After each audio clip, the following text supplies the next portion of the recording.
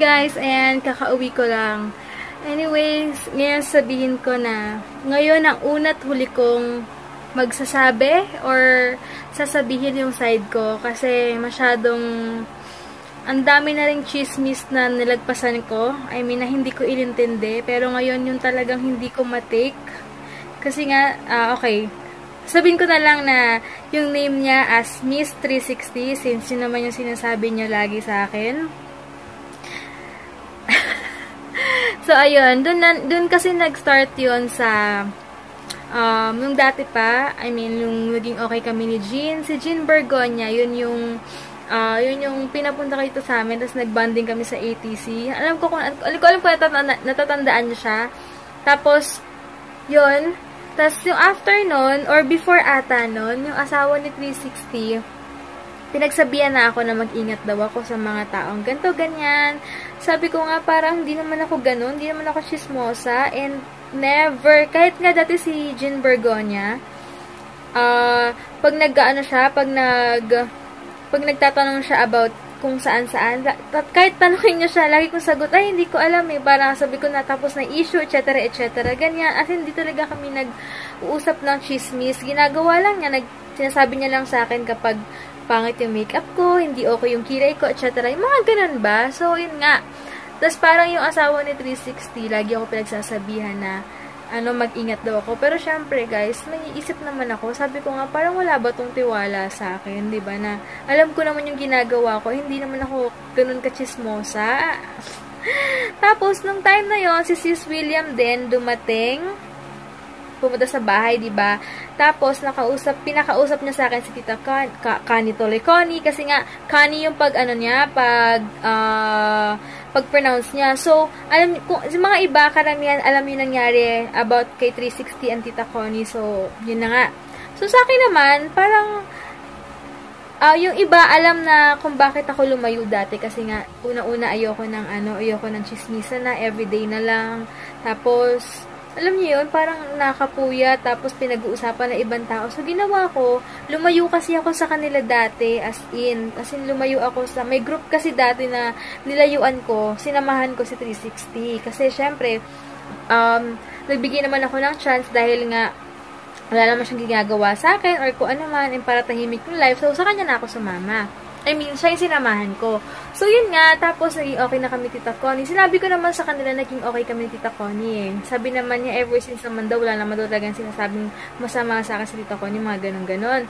Tapos, after a week nun, ay hindi pa, nagpo-post ako ng about sa friendship. Sa akin naman, guys, nagpo-post ako kasi nakaka-relate ako, pero it doesn't mean na may pinaparinggan ako, or kung may or siguro may mga natatamaan din talaga, kasi minsan para may patama yun. Lalo na yung si Miriam Santiago, diba, yung mga quotes niya, talagang patama rin. And sa akin naman, minsan nakaka-relate ako, pero ganun lang. Tapos, after mga post ako, nagugulat ako, lagi nag-PPM sa akin yung asawa ni 360 na kung may problema daw ba, or something. Sabi ko, wala namang problema, kasi daw pag post ako about sa friendship, parang natatamaan or something. Sabi ko, bakit naman guilty to? Kaya nga sabi ko, wala naman siguro kayong ginawa sa akin, parang mag-guilty kayo, ganito, ganyan. So, okay na.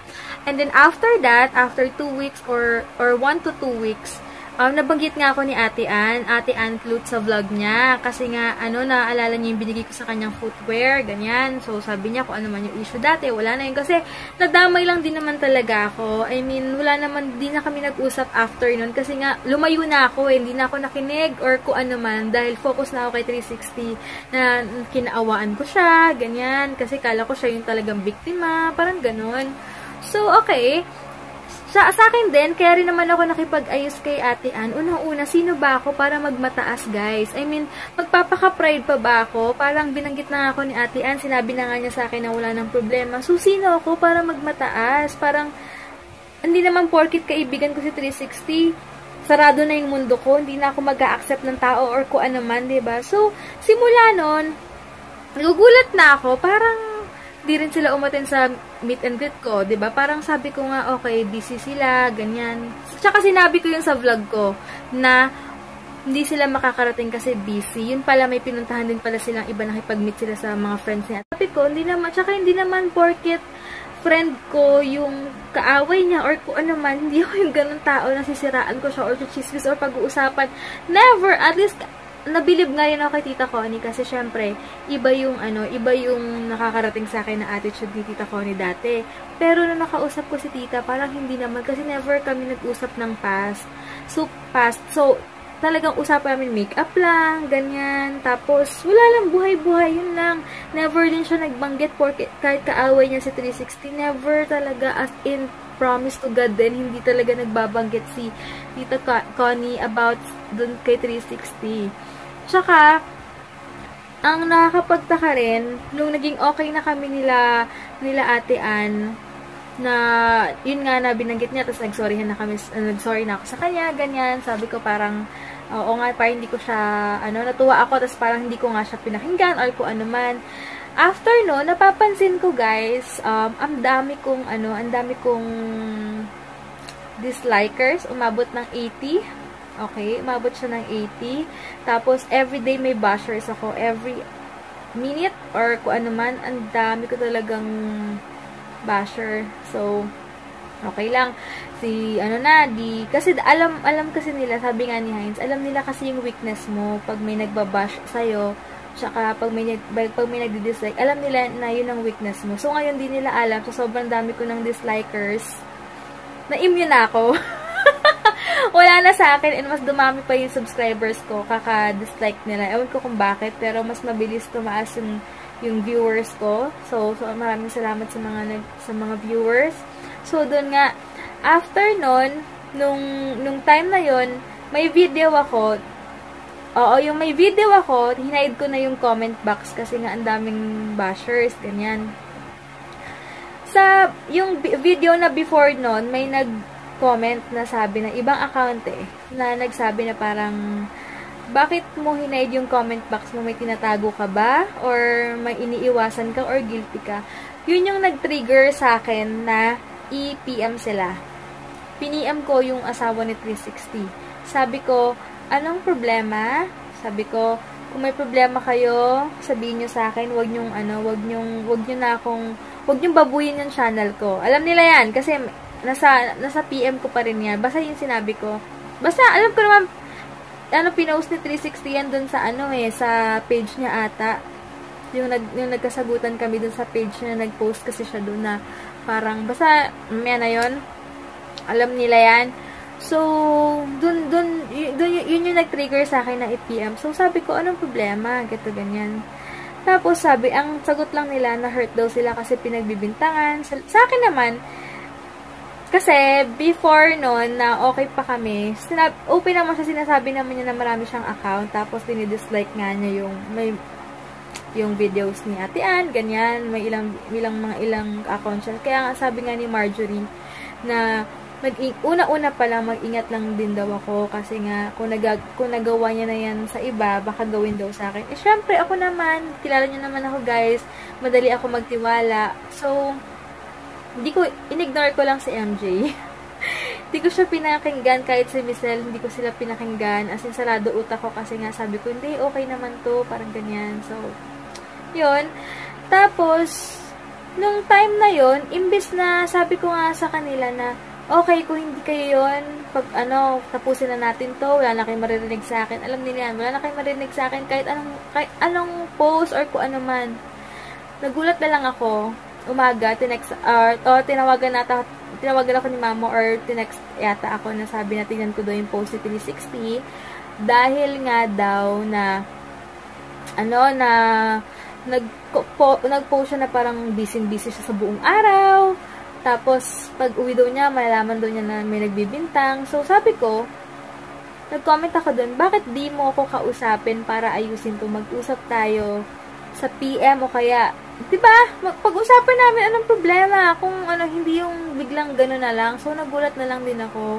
Tapos, ang last kong nabasa na, kung ayaw ko daw ng bashers, wag ako mag-vlog, diba? So, sa loob-loob ko, sino kaya yung may ayaw sa amin? Bakit kailangan muburahin ko may basher ka? Ibig sabihin, ayaw mo rin ng basher kasi binubura mo sa comment box mo. Kasi, siya rin nagturo sa akin na pag may mga basher, burahin ko na lang daw. Ayun.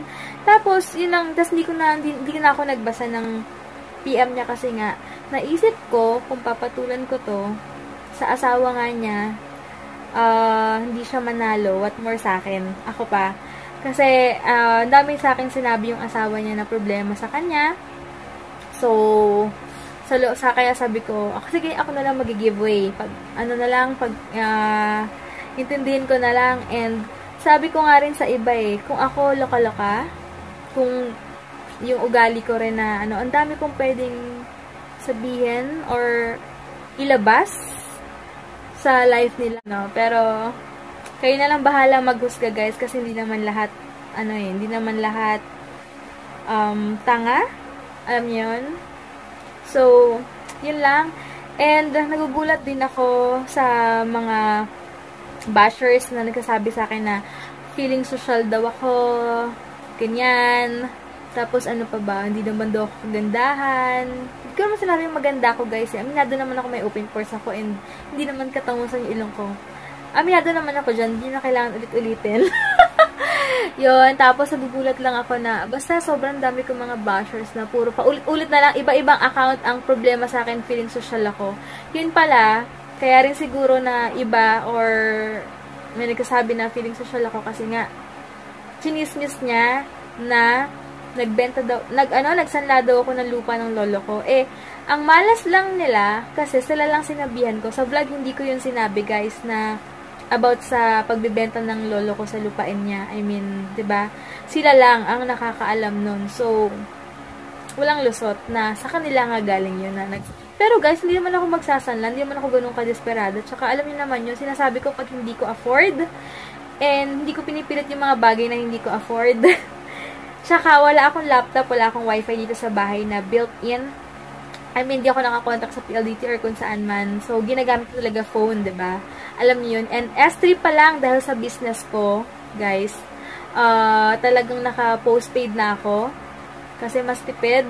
And may sinasabi pa nga daw na parang si Heinz trabaho doon ng trabaho. Kawawa naman daw ako. Waldas ako ng waldas ng pera. Hello, may business ako. Kita nyo naman kung paano ko nung pinagpapaguran yung araw-araw ko in sa business ko. Alam nyo yan, na nakikita nyo yan, yung effort ko na nagbabiyahe ako dahil para sa soaps ko sa mga order. And, hindi ko nga kailangan explain, pero paulit-ulit na lang kasi yung ganun Parang pinapalabas nila na si Heinz nagpapakahirap sa trabaho. Tapos ako parang labas kasi winawaldas ko lang. Parang, excuse me, hindi naman sa pagmamayabang, pero kaya naman ang kita namin yung ginagawa namin and wala pa kaming anak. I mean, sulit pa lang namin. So, yun. Ano pa bang issue? Yun nga. Yung ngayon, yung issue na sabi daw niya kay Jean na pinapaligan ko daw si Jean sa post ko and nakipagkaibigan daw ako tapos sisiraan ko. Sino kaya sa aming dalawa yung ganon? Tsaka ako, mapanira ako. Matagal ko nung pinagkakalat yung mga sinasabi sa akin nung asawa niya na mga tungkol sa buhay-buhay nila and sa family. Alam niyo yun? Kung gano'n akong klase ng tao, siguro alam niyo na lahat yung life nila. I mean, yung mga hindi nila nasasabi sa vlog na life talaga nila. Alam niyo yun? So, kung gano'n akong tao, siniwalat ko na yun, guys. Pero, hindi Kasi may mga kinoconsider pa ako. I mean, consider ko rin yung friendship namin ng asawa niya. Kasi mas close ko talaga yung asawa ni 360 kesa sa kanya. Kasi yun, halos everyday like kong kausap yun. Hindi naman sabihin naglalabas ng sama ng loob. Pero ako sinasabihan niya ng mga gusto niya sabihin, mga problema niya. Kaya, yun. So, kung ako talaga ganong klase ng tao pala chismis, kahit na hindi concerned, sasabihan ko, alam niyo yun. Tsaka hindi ako mahilig mangdamay ng tao. Kasi, kapag ako may problema, I mean, kaya ko yung sarili ko kasi alam ko na sa tama ako, hindi ko kailangan ng kakampi. Hindi ko kailangan maghanap ng kakampi or para ipagtanggol ako, guys. And, nakakatawa lang din kasi chinismis na rin na parang pinamimigay ko daw yung may isa siyang pinagchismisan na ate-ate ko rin na pinamimigay ko daw yung mga ayaw kong makeup or kung ano man na binibigay sa akin. So, kaya, kung nakita nyo, nag-post ako ng mga bigay lahat sa akin yon. And, napasama pa pala yung pag-share ko sa kanya ng isang lip gloss. Hindi ko sa sinusumbat, pero napasama pa talaga. Natuwang-tuwa pa ako kasi nakashare ako. Tapos, yun pala yung balik sa akin, iisipin, pinamimigay ko yung ayaw ko. Parang, 'di ba? And sa mga nagtatanong lagi sa akin na, ba't di na kayo nagbabanding nila 360? Sinasabi ko yung totoo, hindi na kami friends. Yun lang. Kasi hindi ko kailangan magpaka-plastic eh. And sabi ko nga sa inyo, kung ano yung nakikita nyo sa akin, on-cam and off-cam, ganun ako. Very vocal din talaga ako sa nararamdaman ko. Hindi ko kailangan mag-feeling professional dito. Hindi ko kailangan isipin na pag nag-react ako, baka isipin nila hindi ako professional or baka wala akong pinag-aralan. Hindi ko kailangan isipin yung ibang tao, guys. I mean, pag may gusto akong sabihin, sinasabi ko, pinopost ko, kasi yun ako eh. Hindi ko kailangan magtago. Hindi ko rin kailangan gumawa ng account para i-bash or gumante. Kasi kung sa totoo lang, kung ako lang, kung ganun akong tao, hindi ko sila i-confront eh. Hindi ko sila i-PPM, hindi ko sila kakausapin. Ginawa ko, dinerecho ko sila kung anong problema nyo sa akin, sabihan nyo ako, huwag nyo babuyin yung comment box ko. Yun. Saka sabi naman nila, very open naman sila kung ano yung naramdaman ko, kung ano gusto kong sabihin. Tapos, mapapasama pa rin pala. So, yun lang guys. And alam ko sa paggawa ko ng video na to, hindi ko naman talaga kailangan explain yung sarili ko guys. Pero, panahon na talaga para explain ko rin. Kasi ang dami ng chismis and ang dami na rin parang lumalabas na hindi ko alam saan galing yung mga pinagchichismisan eh. Alam niyo yun? Siguro yung iba, hindi na lang nakapagtanong sa akin kung totoo ba yung narinig nila or sinabi ni ganito kasi siguro naniniwala na sila agad. Pero hindi ko kayo masisisi doon guys, naiintindihan ko. Pero okay lang yon. And ngayon, ginawa ko lang to para naman time ko rin ipagtanggol yung sarili ko. Lagi akong pinipigilan nila MJ, nila mama, na wag akong masyadong mag-comment or kung ano man. Pero parang, it's about time na i-explain ko rin and kailangan ko rin syempre pagtanggol ng sarili ko. Tao lang naman din tayo. And alam ko namang hindi, ano ba to? Alam ko naman na parang, teka lang. Yun. Alam ko naman na hindi lahat may intindihan itong ginawa ko. Pero alam ko naman na halos lahat naman kayo na nanonood maintindihan nyo kasi hindi naman kasi ako talaga palagawa ng ganito pero sobra na talaga yung kanina as in hindi ko na na-take pagkabasa ko na nanginig ako napastap ako dun sa ATC sa gitna at nanginginig ako parang hindi ko alam gagawin ko na sobrang nagalit talaga ako guys kasi yun yung pinakaayo ko eh. Alam mo ba guys, ina-expect ko nga nung time na nung gabi na yon na sabi ko na yung kinonfront ko sila, I mean, sinabihan ko sila sa PM. Ina-expect ko mag-PM siya sa akin or kakausapin niya ako pero hindi talaga ako kinausap ni 360 as in, may tama nga sila Ate Mafi and sila Ate Perfecta na may spokesperson siya. I mean, yung asawa niya. Ganito rin kasi yung nangyari dati na bigla na lang siya nawala. Chinismis na lang din niya yung mga life nila Ate Mafi, nila Ate Perfecta, nila Ate Ann. Tapos hindi siya nakipag-usap as in. Hindi na siya kasi sabi ko nga sa inyo guys, kung ako may kasalanan, ako unang-unang mag-a-approach sa'yo. Hindi ako mahiya mag-sorry or kung ano man, accept mo yung sorry ko or hindi, okay lang, atas nakapag-sorry ako, ganun ako. Pero, pag ako walang kasalanan na ginaganto ko, malakas loob ko, kaya hindi ko nga kailangan ng kakampi. Magugulat na nga lang yung mga kaibigan ko, nagpo-post na ako ng kung ano-anong galit ko eh. Alam niyo yun? Kasi, kung ako duwag ako, i-PPM ko muna sila MJ. Kaya nga sabi ni MJ, kapag may problema ka, sa akin mo ibuhos, wag mo sa post, ganyan. Kasi nga, kaya ako pinopost agad. Kasi hindi ko kailangan ng kakampi. Kaya ko yung sarili ko, guys, eh. 'Di ba? So, yun lang. Sana maintindihan nyo napakahaba na itong video ko. So, maraming salamat sa mga makakaintindi sa akin. Sa mga hindi, okay lang, maiintindihan ko kayo. So,